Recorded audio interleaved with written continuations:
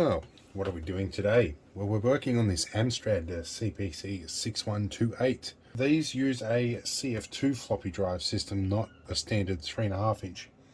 So there is a way to use this edge connector here for the second floppy drive. I've got it, I think, configured correctly. This is my test panel that I can run everything on. That is 5 volts, is 12. Let's go 5 volts, 12 volts on to the floppy. We've got power onto the monitor. Let's go CPC. We've got a disk in the CF2 drive. Let's do a cat and see what it comes up with. Alright, it is reading Piper B. Oh, I heard it pick up. Ha! It changed. Let's try. It's actually trying to read.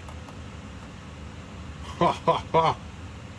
105. It actually read the disc.